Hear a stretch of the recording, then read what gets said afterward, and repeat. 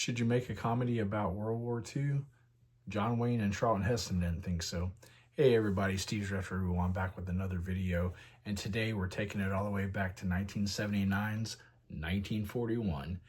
Released on December 14th, 1979, written by Bob Gale and Robert Zemeckis and directed by Steven Spielberg. 1941 is a war comedy with an ensemble cast. We'll get into the cast in just a little bit, but if I named everyone in this movie, the video would be 10, 12 minutes long. Spielberg directed this, and it came out in between Close Encounters of the Third Kind and Raiders of the Lost Ark.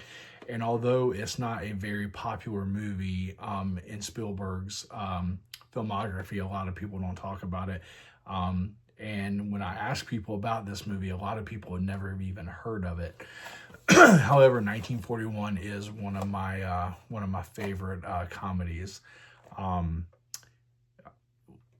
score was composed and conducted by John Williams, who was a frequent Spielberg and Lucas collaborator. They worked on several projects, obviously, together. John Williams, you'll know from Indiana Jones and Star Wars, as well as many other things.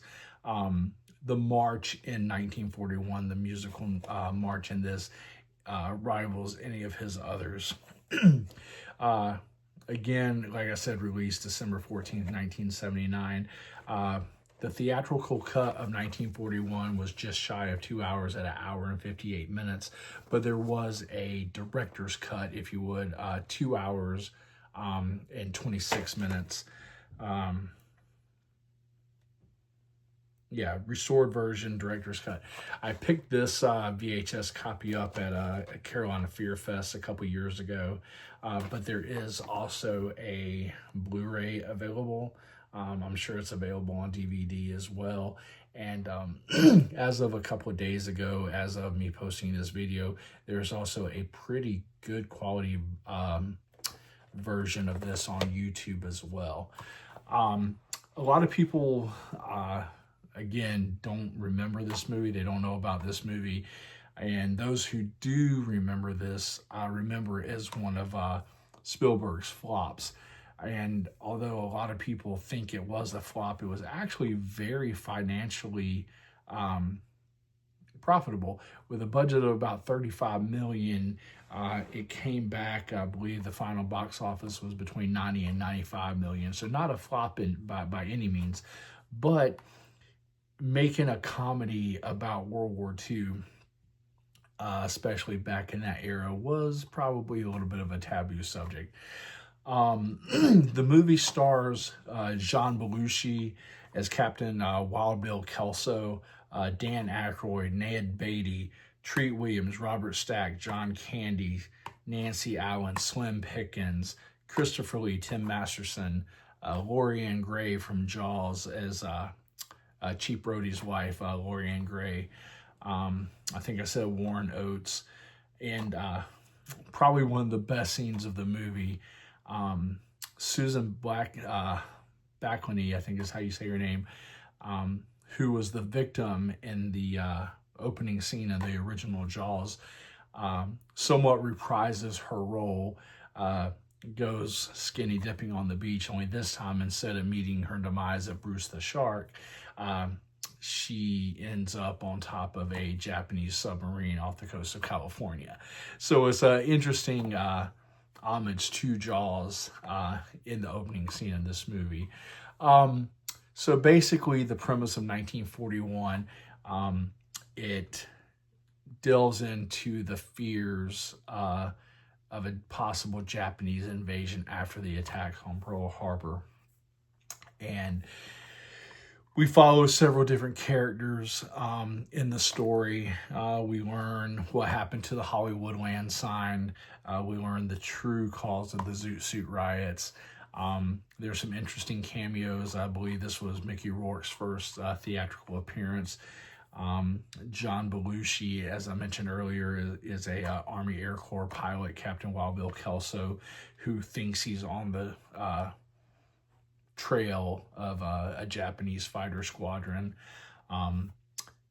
There's a communications blackout, which leads to some miscommunication and just the paranoia, if you will. Slim Pickens is a Christmas tree salesman. The movie takes place around Christmas time. Is a Christmas tree salesman named Hollis Wood, and the Japanese submarine. Christopher Lee is a German commander who is attached to the Japanese Navy, and this Japanese submarine has decided that they're going to attack Hollywood to demoralize further the American people. However, their compass and their navigational system has been damaged on the submarine.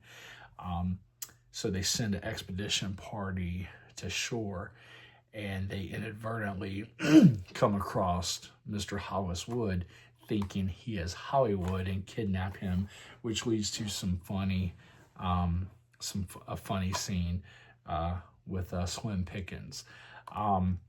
Just like I said, I enjoy the movie. If you haven't seen it, it's definitely worth checking out. It's got some interesting cameos in it. Like I mentioned, Dan Aykroyd is a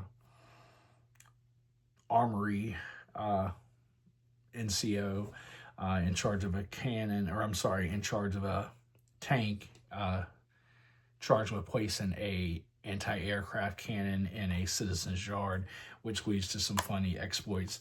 And Eddie Deetson is also in this movie as a civil air defense watchman, I believe, placed up in a Ferris wheel to look out for any invading troops. And I actually met him at Fable Fan Fest actually last month, and we had a chance to talk about 1941 and some interesting stories with that. So make sure to check out 1941.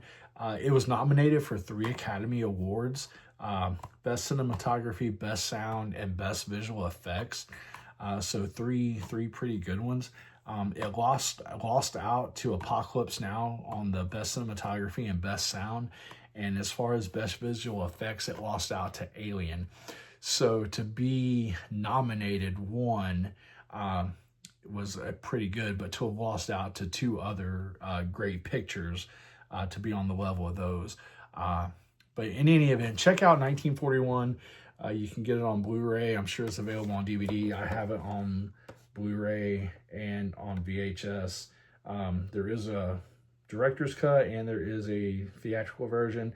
Like I said, there is a version on YouTube, I believe is the director's cut.